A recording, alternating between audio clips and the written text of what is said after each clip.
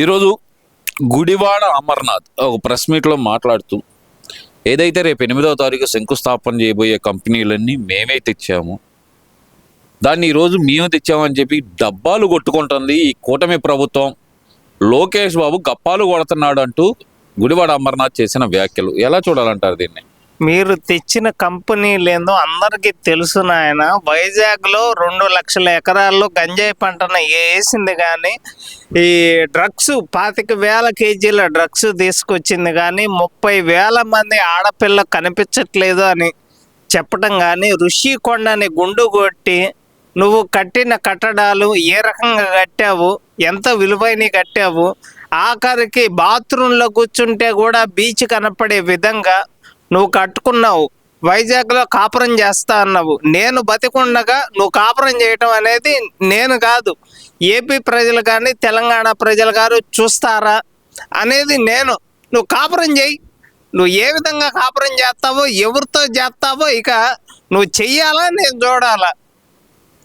మీరు చేసిన అభివృద్ధి ఏందో అందరికీ తెలిసే మీకు 11 సీట్లు ఇచ్చిన తర్వాత వాడేం మాట్లాడుతున్నాడు? గుడివాడ అమర్నాథ్ గాడు ఒక ఐటీ శాఖ మంత్రిగా కోడిగుడ్ల గురించి దావూస్ వెళ్తుంటే చలేస్తుంది. ఎక్కడ ఏం ఓపెన్ చేశారా? పాప్కార్న్ బళ్ళు, గేదె ఈనిందా, లేకపోతే కటింగ్ షాప్ ఓపెన్ చేద్దామా? ఈ తప్పితే మీరు తెచ్చిన ఏంటిరా? సరే, మీరు అంత బ్రహ్మాండంగా పాలన చేసినట్టయితే మీకు 11 సీట్లు ఎందుకు వచ్చారా నాయన? అదొక్కటి చెప్పండి రా. సిగ్గు లేకుండా అసెంబ్లీకి వచ్చి మాట్లాడనరా అంటే ఏడో బయట ప్రెస్ మీట్లు పెడతాం. ఎందుకని అంత కలర్ తగ్గేవి ఎందుకనరా? అసలు నాకు అర్థం కావట్లేదు. ఒక్కడ నిజంగా చేసినట్టయితే మీకు ఎందుకని మీకు 11 సీట్లు ఇచ్చారు? ప్రతిపక్ష హోదా లేకుండా పోయిన తర్వాత ఇంకా సిగ్గు లేకుండా ఇంకా మాట్లాడుతున్నాడు అంటే ఏం చెప్పాలి వీడి గురించి? ఇవన్నీ కాదు, వైజాగ్ స్టీల్ ప్లాంట్ మొత్తం తీసేసి ఏం కడతాడు? రాజధాని అక్కడ కడతాడంట. నిజంగా మైండ్ ఉందా? ఇప్పుడు 33,000 ఎకరాలు రైతులు ఇచ్చారు అంటే ఎందుకు ఇచ్చారు? నీకు రాజధాని అమరావతి అని చెప్తుంటే 3 రాజధానులు కడతాను అన్నావు. నీకు మట్టికి ఋషికొండ మీద కట్టుకొని హ్యాపీగా నువ్వు మరి నీ పెళ్ళంతా మరి ఎవరితో చేస్తావు నాకు తెలియదు, కానీ కాపురం చేస్తాను అనే మాట మాత్రం చెప్పాడు, అన్నాడు కదా.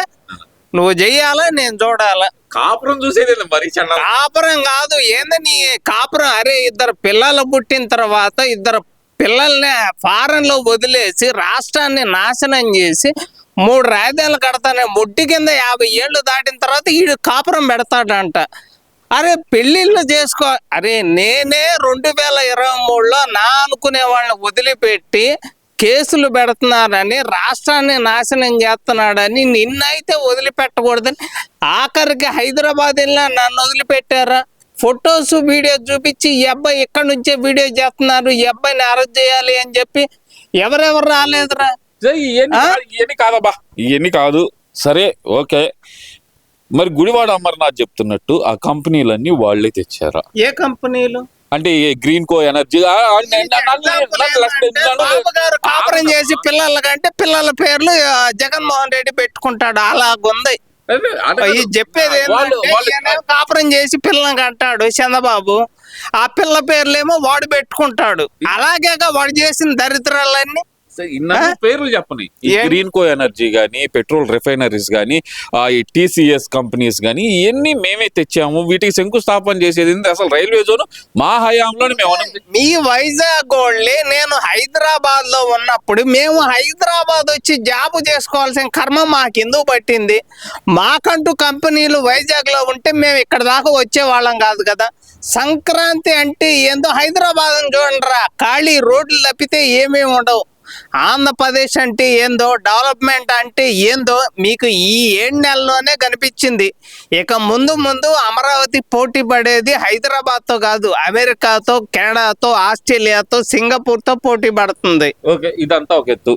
మరి ఇదే గుడివాడ అమర్నాథ్ మాట్లాడుతూ లోకేష్ అనధికారికంగా సకల శాఖలు చూస్తున్నాడు, సకల శాఖల మీద సకల శాఖ మంత్రి ఎవర్రా? సజ్జల గడ్రా. కడప జిల్లాలో దాదాపుగా ఎన్ని ఎకరాలరా అటవీ భూమిరా? అక్కడ పండ్ల తోటలు వేసుకుంటా, అక్కడ గెస్ట్ హౌస్లు కట్టుకుంటా, నువ్వు ఎవరితో గులుగుతావో తెలియదు. ఆ పేరు కూడా చెప్పాలా? దాని పేరు కూడా మరి అందరూ తెలుసు కదా, మరి పేర్లు అందరూ తెలుసు కదా. సకల శాఖ మంత్రి ఎవరు? నువ్వు ఎవరిని పక్కన కూర్చోబెట్టుకుని సెల్ ఫోన్ చూపిస్తా ఇకలు పక్క పక్కలు ఇవన్నీ అందరూ తెలిసినయే. దయచేసి నేను చెప్పే నేను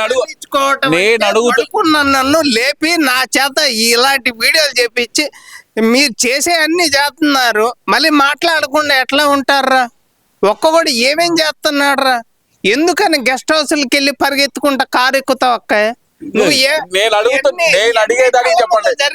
నేను అడిగేదానికి కావాలి సమాధానం. నేను అడిగేదానికి చెప్పని ఏ ఒక్కటి లేదు. నేను అడిగేదానికి సమాధానం కావాలి నాకు. మీరు అడగని కూడా చెప్తా, అడగని నాకు మీరు అడిగిని చెప్పను, కొన్ని దాచిపెట్టినవి కూడా చెప్తా. ప్రజలకు తెలియజేయాలిగా, వాళ్ళకి అన్ని తెలిసే 11 సీట్లు ఇచ్చారు. పీకాడు నారా లోకేష్ 7 నెలల్లో అంటున్నాడు. మరి ఏం పీకారా? ఇన్ని లక్షల కోట్లు పెట్టుబడులు వచ్చినాయి. ఇప్పుడు రాష్ట్రానికి రాజధాని ఏది అంటే అమరావతి అని చెప్తున్నారు. ఎన్ని రకాల పెట్టుబడులు వైజాగ్ వచ్చినాయి. అరే లూలు ఎక్కడి నుంచి వచ్చిందిరా? ఎన్ని సాఫ్ట్వేర్ కంపెనీలు వచ్చినాయిరా? 8 5 స్టార్ హోటల్ వస్తున్నాయిరా వైజాగ్కి దాదాపుగా. మొత్తంగా ఏం చేస్తున్నారు ఏంటి అనేది ఆంధ్రప్రదేశ్ ప్రజలకు పూర్తిగా అర్థమైంది. అదే 1వ తారీఖు పెన్షన్లు ఇస్తున్నారు, 1వ తారీఖు ఉద్యోగస్తులకి జీతాలు ఇస్తున్నారు, సంక్రాంతికి రోడ్లు మొత్తం వేస్తున్నారు అన్న విషయం కూడా తెలిసి సంక్రాంతికి నేను ప్రజల్లోకి వస్తా. ఎందుకని బాబు గారు నీకోసమే రోడ్లు వేసారయ్యా. వస్తాడంటే ఆడికో వస్తారు. ఇక ఆ బర్రె ఒకటి ఉంది, రోజా ఒకటి. నువ్వు తిరుపతిలో చేసింది 300 టికెట్ని 3000 అమ్ముకున్నది తెలియదా? అరే మీలో ప్రతి ఒక్కళ్ళు కూడా ఇంత అవినీతి చేసి ఇంకా ఎలా మాట్లాడుతున్నారు నాకు అర్థం కావట్లేదు. చంద్రబాబు నాయుడుకి ఒక అలవాటు ఉంది, ఎవరు ఏం చేసినా సరే నేనే చేశానని చెప్పి డబ్బాలు కొట్టుకుంటా ఉంటాడని చెప్పి. మరి గుడివాడ అమర్నాథ్ ఈ రోజు కేటీఆర్ గన్న అడగంట హైదరాబాద్ ఈ రోజు ఇంత డెవలప్ అయ్యిందంటే దానికి కారణం ఎవరో చెప్తారు. ఎందుకు? అరే మీకు లాస్ట్ ఇయర్ 2023లో ఏప్రిల్ 28వ తారీఖున రజనీకాంత్ వచ్చారు. హైదరాబాద్ ఎలా ఉంది దానికి కారణం ఎవరు అంటే రజనీకాంత్ గారు చెప్పారు. ఎవరిని అడిగినా ఈరోజు ప్రతి ఒక్కళ్ళు చెప్తారా. మీకు 11 సీట్లు ఇచ్చిన ప్రజలే చెప్పారు. ఇంకా ఏం చెప్పాలి మీకు? నాకైతే అర్థం కావట్లే. ఏం మరి అసలుకి ముఖ్యంగా ఈ కంపెనీలన్నీ వీళ్ళేం తేలేదు, నేనే తెచ్చాను అంటున్నాడు గుడివాడ అమర్నాథ్. గుడివాడ అమర్నాథ్ తెచ్చిన కంపెనీల లిస్ట్ ఏదన్నా మతం మానవత్వం. నువ్వు 4 గోళ్ల మధ్య బైబుల్ చదువుకునేవాడివి, సమోసాలు 9 కోట్లు పెట్టి తినేవాడివి, ఎగ్ పఫ్లు 3.5 కోట్లు పెట్టి ఖర్చు పెట్టుకొని తినేవాడివి, ఇంటి చుట్టూ 13 కోట్లతోటే కంచె ఇచ్చుకుంది. తక్కువ కదా? ప్రతి ఒక్క జిల్లాలో కూడా నీకంటూ ఒక కొంప పెట్టుకున్నావు కదా. ఆ కాపురం మాత్రం వైజాగ్ లో చేస్తావు, పిల్లలు మాత్రం ఫారెన్ లో ఉంటారు, పిల్ల మాత్రం ఇంట్లో ఉంటది. 3ంటికి ఎవరు ఫోన్ చేసిందో మాకైతే తెలీదు. గుడివాడ అమర్నాథ్ తెచ్చిన కంపెనీల లిస్ట్ మీ దగ్గర ఉంటాయని చెప్పా కదా. గంజాయి, డ్రగ్స్, అలాగే ఆడపిల్ల కనిపించకపోవటం కానీ, ఋషి కొండని అక్రమంగా కట్టి కొండని కబ్జా చేసి కట్టింది. ఆ విషయంలో కన్న కొడుక్కి BMW కారు కొనియటం కానీ రోజా చేసిన పనులు. మరి ఆయనేమో కాపురం కాపురం అంటున్నాడు. మరి ఆ కాపురం ఏంటో నేను చూడాలా, ప్రజలు కూడా చూడాలి. అసలు కాపురం చేస్తాను, ఆ ప్రమాణ స్వీకారం కూడా వైజాగ్ లోనే చేస్తాడంట. 9వ తారీఖు 11వ తారీఖు అన్నాడు.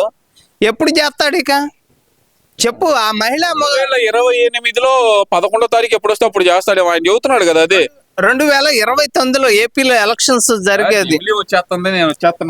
జెమినీ ఈటీవీ అన్ని వస్తాయి, జెమినీ ఈటీవీ అన్ని వస్తాయి. యాడికో వచ్చేది. నీకు 24లో వైనాట్ 175 అన్నావుగా, నువ్వేగా అంది. మరి ఎన్ని వచ్చినాయి సీట్లు? 11 సీట్లు వచ్చినాయి. అబద్ధాలా? సరే నిజాలు మాట్లాడుకుందాం. ఒక్క నిజం చెప్పు, నువ్వు చేసే ప్రజలకు నిజంగా చేశాను అని చెప్పు.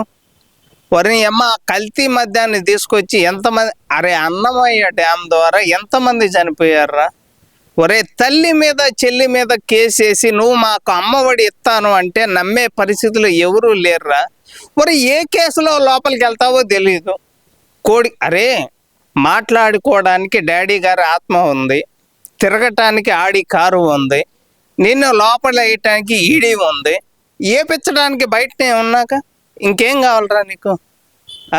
డాడీ ఉన్నాడు, అలాగే ఆడి కారు ఉంది, నేను లోపల వేయటానికి ఈడీ ఉంది. ఆ బాబాయ్ గారు ఆత్మ పైనుంచి చూస్తా ఉంది. ఎప్పుడు ఈడీ అధికారులు తీసుకెళ్తారు, ఎప్పుడు లోపల వేస్తారు? అరే 3 రోజులు అక్రమంగా అరెస్ట్ చేశారే, మరి మేము ఊరుకుంటామారా? నిన్ను ఇక జీవితకాలం లోపలేసే విధంగా, నీ కాపురం జైల్లో పెట్టే విధంగా, అది తీహార్ జైలా లేకపోతే ఏ జైలా అనేది నువ్వే డిసైడ్ చేసుకో. Thank you.